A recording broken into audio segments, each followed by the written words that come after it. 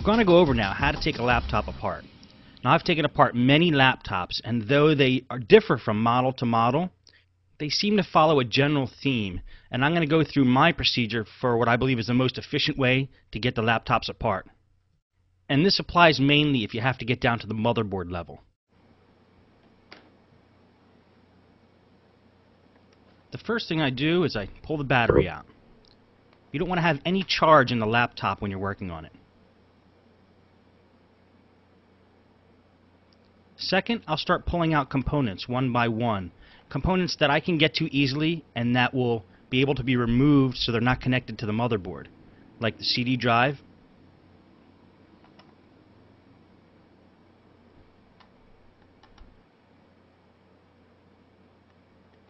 and here I'm getting to the RAM.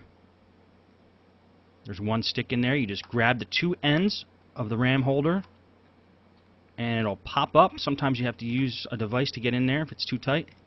And you pull the stick of RAM out. Then you have a wireless card. And wireless cards have that antenna. It's usually a black, gray, or white cord. It just pops right off. And again, the wireless card comes out just like the RAM does. Now we're going to get the hard drive out. And this laptop actually already has the hard drive taken out, but we'll take the cover off. Now what I really want to do is get the screen off, because the screen's going to be in the way. I want to remove it from the equation. To get to the screen in most laptops, you have to take this cover off, and that gives you access to both the keyboard and the screen. I call it the hinge cover plate because it covers the hinges. And the way to get that off is usually to just pry it off, unless it's held in by screws, and that's why I turn the computer over. I'm going to remove any screw that appears like it's directly under the hinge cover plate that could be fastening it on, because I've pried that hinge cover plate off in the past and sometimes it's screwed in from the bottom and it breaks. So, rule number one, if you have to force anything off of these laptops, stop what you're doing. It's probably going to break. So I just play it safe and remove all the screws that could possibly be holding that hinge cover plate on. And the only way I'll be able to tell is when I go to attempt to take the hinge cover plate off. So, just lining it up. I lined up how big that hinge cover plate is, and I'm just removing any screw that's directly under that. And this computer actually has a lot of them. Most computers don't have this many screws directly under the hinge cover plate.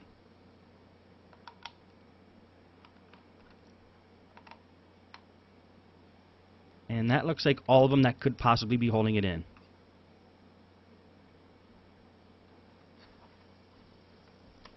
So now we flip it over, open it back up again, and now we attempt to remove the hinge cover plate, knowing that any screw that could possibly be holding it in is removed.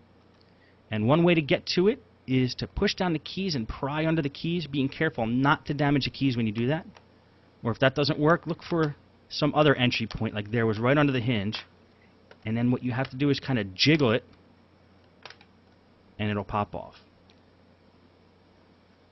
Now we have access to the keyboard, and it's going to take the 4 screws off that are holding the keyboard on.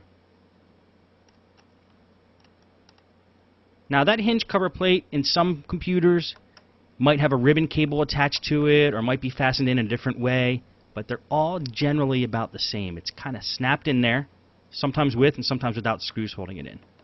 And keyboards, sometimes they have screws like they have in this one where I'm pulling them off now, and they always are attached by a wide ribbon cable that you just grab by both ends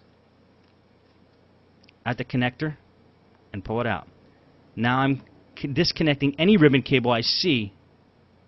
This is for the touchpad,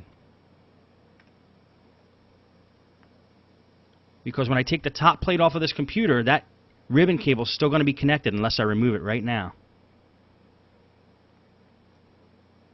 Now I have access to the screen, and this is the LCD cable I'm pulling off now. And these 2 wires here go to the wireless card. You're going to find in a lot of laptops, the wireless antenna go through the computer to the bottom, to the wireless card, all the way up to the top of the screen. So you have to kind of fish it through the computer and pull it back. This way you could get the screen off. If we didn't pull these wires back, we wouldn't be able to remove the screen.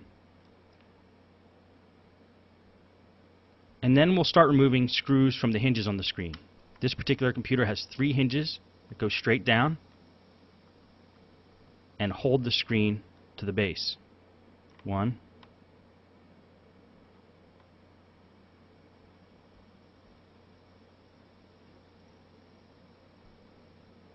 and they're on pretty tight, which is a good thing. You want these screws to be tight on a computer because these are the ones that are holding the screen on. You don't want the screen to be flapping around. And then we'll pull the screws out of the other side. Now if you'll notice what I'm doing with the screws after I'm taking them out of the computer, I'm putting them loosely in certain piles so I remember where they go. And we're going to talk more about this at the very end of this video, so don't get too hung up on wondering what screws go back into the computer and what positions.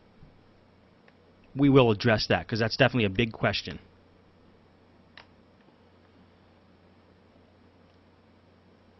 Now the screen should come right up after we pull out this last screw.